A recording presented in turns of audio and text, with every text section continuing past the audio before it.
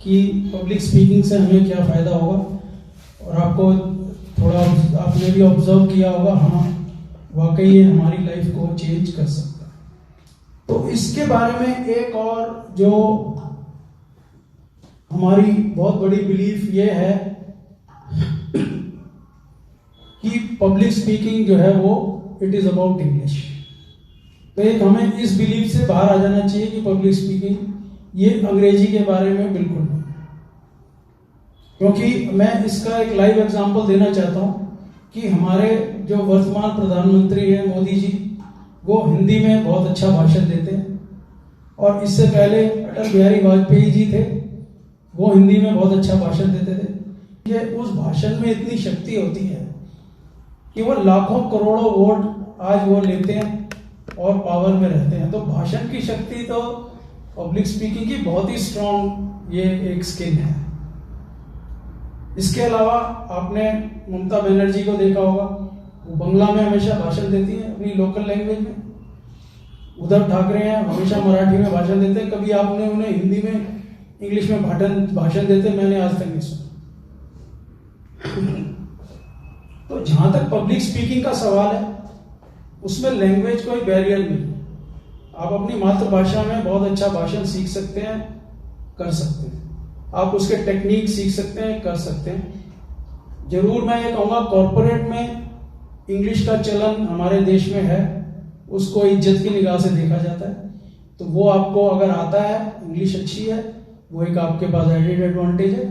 और अगर वो भी किसी की कमी है, तो वो भी आज की डेट में आपके पास बहुत सारे ऑप्शंस हैं।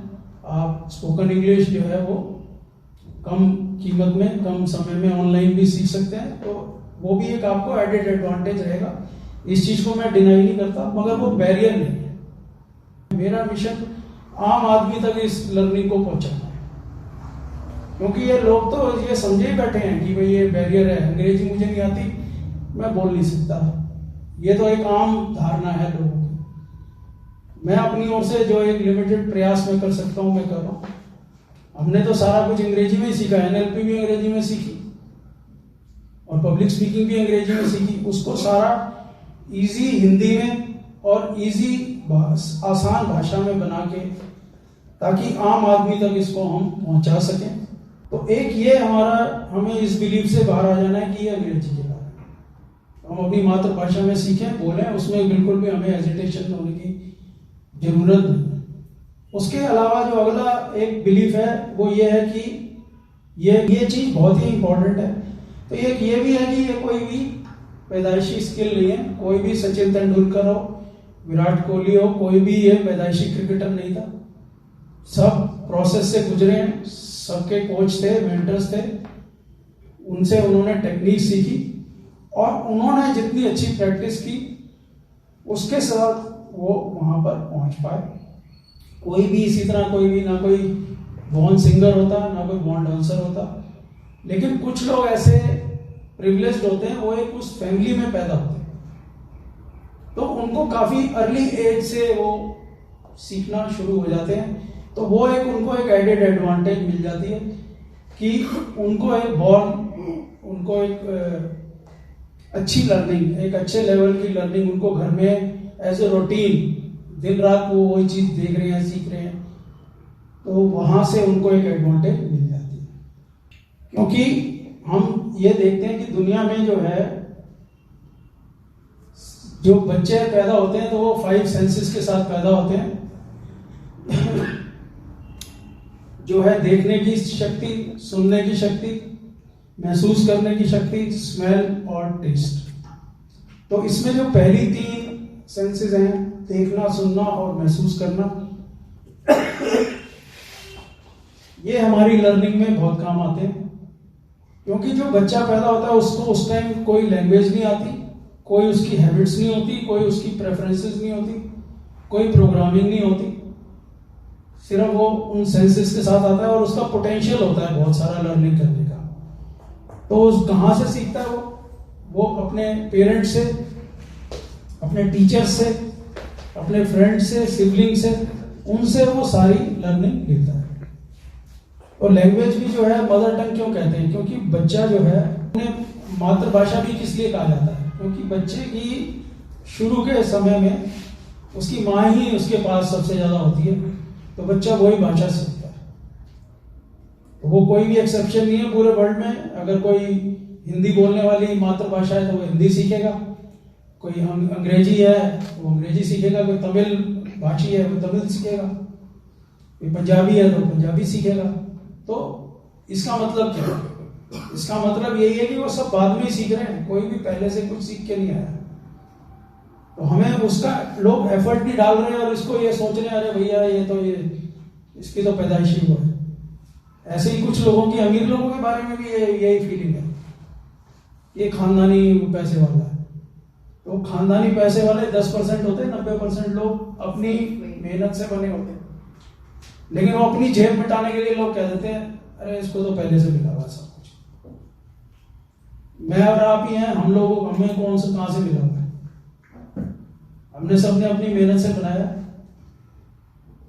तो ये चीज, इसको ये माइंडसेट इसलिए एम्फसाइज किया जा रहा है कि जब तक हम अपने बिलीव्स नहीं बदलेंगे तब तक हमें उस पढ़ाई में कोई इंटरेस्ट नहीं आता, हम उसके लिए मेहनत नहीं करते। इसके लिए हमने अपना आधा घंटा अभी माइंडसेट के लिए लगाया। और जैसा कि मैंने बताया पहले भी कि कोई भी कार चलाना है, साइकिल चलाना, ये हम सीखते हैं। इसको हमें शुरू में आसान नहीं लगता, वो हमें प्रयास करना पड़ता है, उसकी टेक्निक सीखते हैं, प्रैक्टिस करते हैं, तो हम उसको करने लग जाते हैं और फिर वो ताजिंदगी हमें हेल्प करता है। हमें जो है, हमने कार चलानी सीख ली, अब हमें कॉन्फिडेंस है भाई हम कभी भी कहीं भी चला सकते हैं। थोड़ा बहुत हमें दिक्कत आएगी, किसी कार के कुछ चीजें, फीचर्स अलग अलग होते हैं, अदरवाइज हम चला सकते हैं। तो जब हम कोई चीज सीख लेते हैं जीवन में, इसी तरह पब्लिक स्पीकिंग है, वो हम सीख लेंगे तो हमें लाइफ टाइम काम आएगी। यही मैं यंगस्टर्स को सिखाना चाह रहा हूँ। अब कुलदीप जी 30 साल की उम्र में ये सब चीजें सीख रहे हैं, तो इनकी कितनी लॉन्ग लाइफ इनको ही काम आने वाला है। अब इनकी कोचिंग में, इनकी हीलिंग में, काम में फर्क पड़ गया। जब से हम पिछले 6 महीने से हम लगातार, हमारा पूरा फोकस पब्लिक स्पीकिंग पे है। हम ऑनलाइन जूम के द्वारा जुड़ते हैं, हमने घंटों इसके ऊपर काम किया हुआ। तो उससे क्या हुआ कि इनके काम में बहुत फर्क पड़ गया। जो इनके फेलो कोचेज हैं, हीलर्स हैं, वो अब इनका काम जब देखते हैं तो वो खुद कमेंट करते हैं कि हाँ आपका जो है ये अब काफी इफेक्टिव हो गया।